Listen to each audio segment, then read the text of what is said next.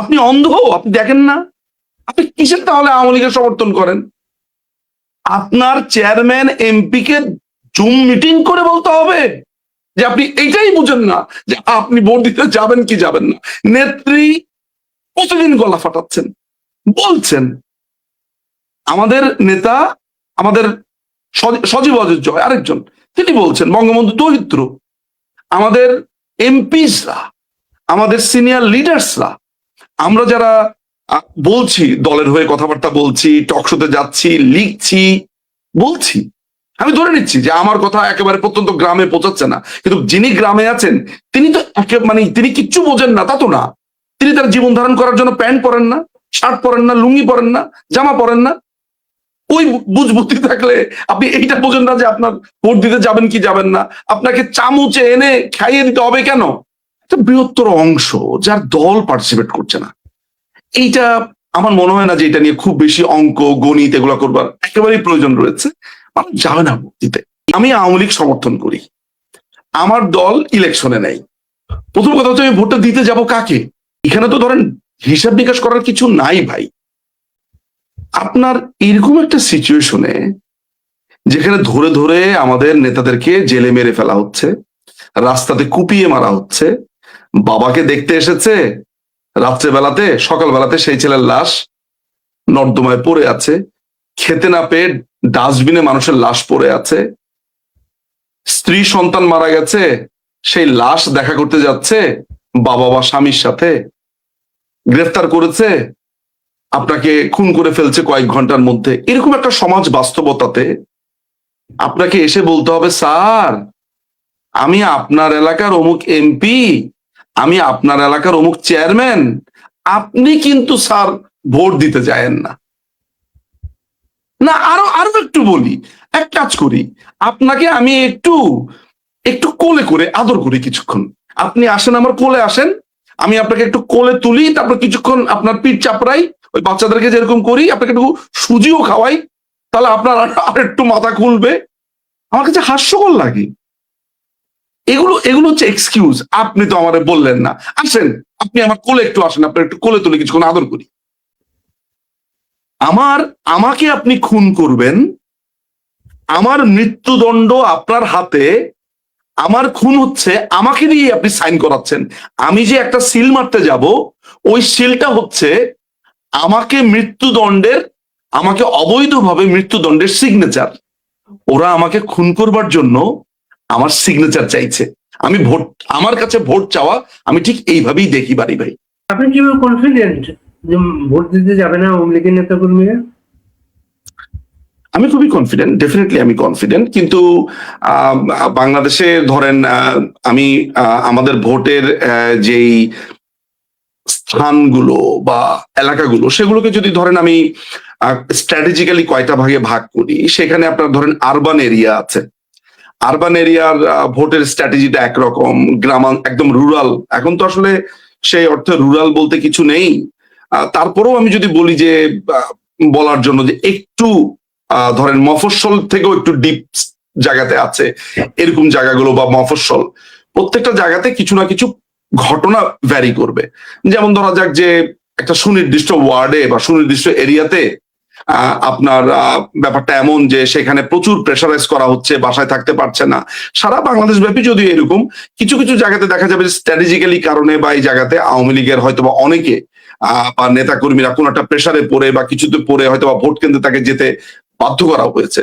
এখন সেই কেন্দ্রে গিয়ে আপনাকে যখন আপনার আপনার প্রিয় দল, আপনার প্রাণের দলের বিরুদ্ধে কেউ তার তার পুরো সিদ্ধান্তের বাইরে গিয়ে আপনাকে ভোট দিতে বাধ্য করবে, ওই বুথের মধ্যে গিয়ে আপনি কি করবেন আপনি তো জানেন না।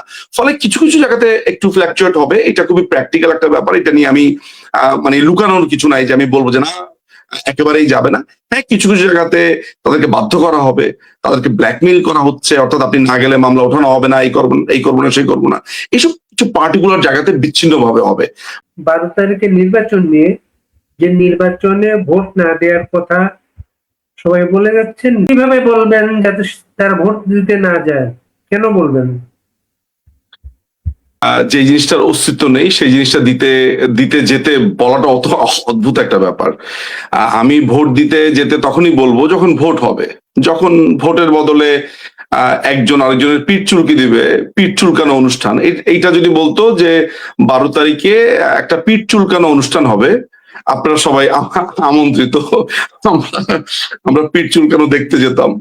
কিন্তু এটা তো আসলে এরা ভোটের নাম করে একটা আসলে কি বলবো, একটা ভয়ঙ্কর অবস্থা তৈরি করেছে। দেখেন, আমি আপনাকে একটা আহ, গত আমি যদি 2014 থেকে 2025 পর্যন্ত ধরি, আপনি 24 পর্যন্ত ধরি, 10 বছর। মূলত তাদের তত্ত্বাবধায়ক সরকারের প্রসঙ্গটা তো শুরু হয়েছে 2014 সালে ইলেকশন আগ থেকে। সেক্ষেত্রে 11 বছরই আপনি ধরেন, 1 বছর আগে থেকে শুরু হলে। ক্রমাগতভাবে যেটা হয়েছে, তারা বলছে যে তত্ত্বাবধায়ক সরকার চাই, তত্ত্বাবধায়ক সরকার দিতে হবে। যে তত্ত্বাবধায়ক সরকার আবার নষ্ট করেছে তারাই। আজকে আপনার এই প্রোগ্রামটাতে আমি আরেকবার একটু রিমাইন্ড করে দেবো, সেই প্রসঙ্গ আসবো, বাট প্রথমে এইটা বলে নেই। তত্ত্বাবধায়ক সরকারের প্রসঙ্গের পরে তারা একটি ফ্রি অ্যান্ড ফেয়ার ইলেকশনের ক্ষেত্রে তারা সব দলের অংশগ্রহণ, গণতন্ত্র, নানান ধরনের কথাবার্তা বলেছে। গত 11 বছর তো তত্ত্বাবধায়ক সরকার প্রসঙ্গ রইলই, এটি ছাড়াও গণতন্ত্রের প্রসঙ্গ এসেছে, বাক স্বাধীনতার প্রসঙ্গ এসেছে। তো যেই দলগুলো গণতন্ত্র, তত্ত্বাবধায়ক সরকার, সব দলের অংশগ্রহণ, ইলেকশনের কথা বলছে, আপনি কি লক্ষ্য করে দেখেছেন যে 2024 সালের 5ই অগস্টের পর তত্ত্বাবধায়ক সরকার নেওয়ার একটি কথা এখানে উঠেছে? মানে কোনোভাবে কিন্তু তত্ত্বাবধায়ক সরকারের কোনো প্রসঙ্গই এখানে আসেনি। এই প্রসঙ্গও আসেনি সব দলের অংশগ্রহণমূলক নির্বাচন।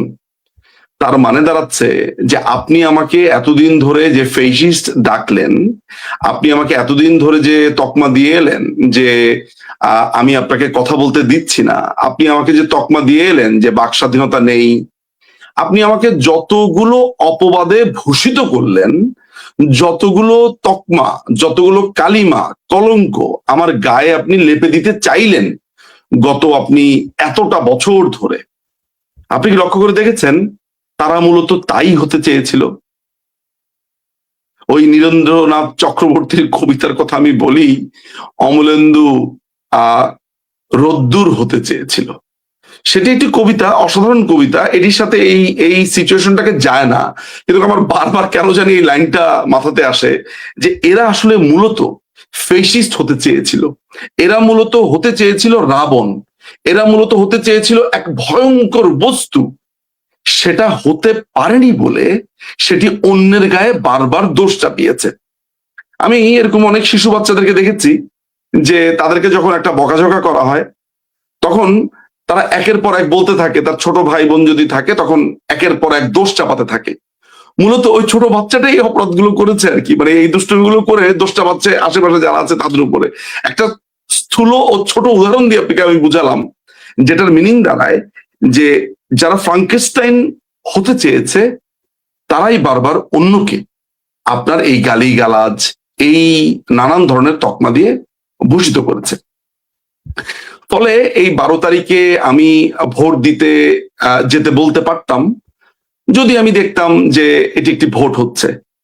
আপনি আমাকে কোনোভাবে কোনো প্রশ্ন দিয়ে, কোনো যুক্তি কিংবা কোনো তর্কে এটা বলতে পারবেন না যে বাংলাদেশ আওয়ামী লীগ কখনো কোনো দলকে তার পুরো হোল টার্মে, সেটা 1996 থেকে 2001 হোক কিংবা 2009 সাল থেকে 2024 সাল পর্যন্ত হোক, যে কোনো সময়ের মধ্যেই আপনি এটা বলতে পারবেন না যে অমুক দলকে ব্যান করেছে। মানে হিজবুত তাহরির এগুলো তো ধরেন মৌলবাদী এক্সট্রিমিস্ট পার্টি ছিল। এই ছাড়া মেইন স্ট্রিম কোন পার্টিকে বাংলাদেশ আওয়ামী লীগ ব্যান করেছে কিনা? যে দলগুলো ইলেকশনে আসেনি, তারা ইলেকশনে আসেনি তত্ত্বাবধায়ক সরকার নেই, ইলেকশন সুষ্ঠু হবে না, এই শঙ্কায়, এই আলোচনাতে তারা উঠিয়েছে। দ্যাটস অ্যাবসলিউটলি ফাইন, এটা যদি তারা মনে করেও থাকে, কিন্তু তাদের জন্য বরাবরই অপশন খোলা ছিল। এবং সেই ধরনের শঙ্কাকে যাতে দূরীভূত করা যায়, মাননীয় প্রধানমন্ত্রী 2014 সালে বেগম খালেদা জিয়ার সাথে একটি বিশাল কনভারসেশন, আপনারা নিশ্চয়ই জানেন, ফোন কনভারসেশন। ফলে এটি তো আমরা রিটারেট করছি, অর্থাৎ আমরা বারবার করে একই তথ্য দিচ্ছি, বলছি। আপনাকে কিন্তু এই জিনিসগুলো একটু দেখতে হবে যে বাংলাদেশ আওয়ামী লীগ, আমরা যখন যখন বাংলাদেশ আওয়ামী লীগের এই শাসন আমলের কথাগুলো বলছি এবং বলছি যে তারা ভোট হতে দেয়নি, এই ধরনের অভিযোগের মধ্য দিয়ে তো আমরা পড়েছি। এখন যখন আমরা সূচকগুলো মেলাই, অর্থাৎ এই গত 14 মাসের সূচক, যে আপনি কি, যদি আমরা একটা চেক লিস্ট আনি যে ভোট দিতে যাতে দিতে পারে সব দল, সেই ব্যবস্থা কি করেছে, সব দলে অংশগ্রহণ যাতে করতে পায় সেই সুযোগ কি ছিল, এরকম চেকলিস্ট যদি আপনি মেলান, তখন আপনি এখন বুঝতে পারবেন যে যে ফেসিস্টের গল্প আপনি এতদিন শুনে এসেছেন, আপনি এখন সেই ফেসিস্টের পাল্লায় পড়েছেন। বাংলাদেশ আওয়ামী লীগ, আমরা আমরা আইনে একটা টার্ম আমরা পড়ি যে আপনি আসলে অধিকার নিশ্চিত করবার জন্য আপনি কি কি রিজনেবল স্টেপ নিয়েছেন। আমরা ডিউটি অফ কেয়ারের মামলাগুলো যখন পড়ি, কিংবা আমরা ভাইকারিয়াস লায়াবিলিটির কথা বলি, তখন আমরা দেখি যে আমরা আসলে ওইসব, আমার অ্যাকিউজিশনের ক্ষেত্রে আমি কি কি রিজনেবল স্টেপ নিয়েছি যেটি অ্যাপারেন্টলি এবং খুবই নির্মমভাবে রিজনেবল। এখন সেখানে একটা রিজনেবল টেস্ট হয়, আগে আমরা এইসব রিজনেবল টেস্ট পড়েছি, যে রিজনেবল টেস্টটাও বা কাকে বলে। আপনি যদি প্রত্যেকটা সূচক পরিমাপ করেন, তাহলে দেখবেন যে বাংলাদেশ আওয়ামী লীগ প্রত্যেকটা রিজনেবল স্টেপ নিয়েছে যাতে বাংলাদেশের প্রত্যেকটা রাজনৈতিক দল আসতে পারে। আপনি দেখবেন যে সেইখানে কোনো পার্টিকে আলাদাভাবে বন্দি করে রাখা, তারা ইলেকশনে যাতে না আসে, এই ধরনের কোনো প্রভিশন করা হয়নি। কিন্তু এখন আপনি চিন্তা করে দেখেন, 5 তারিখের পরে আপনি প্রথম যে কাজটা করলেন সেটা হচ্ছে যে বাংলাদেশ আওয়ামী লীগের ভাতৃপ্রতিম সংগঠন ছাত্রলীগকে আপনি ব্যান করলেন। এরপরে আপনি 10ই মে 2025 সালে 3 তারিখে আপনি আওয়ামী লীগকে ব্যান করলেন, এবং আপনি আবার বিদেশে গিয়ে প্রচার করলেন যে কার্যক্রম স্থগিত রাখা হয়েছে, ব্যান করা হয়নি।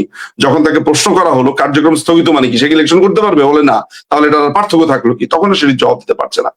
ফলে আপনি মূল যে প্রশ্নটি করেছেন যে 12 তারিখে ভোট দিতে যেতে আমরা বলবো কি বলবো না, যদি না বলি কেন বলি, ভোট তো হচ্ছে না, হচ্ছে পিটুল কচুলকি অনুষ্ঠান। ফলে এখানে তো যাওয়ার কোনো মানে হয় না, মানে এই অনুষ্ঠান দেখার তো কোনো মানে হয় না।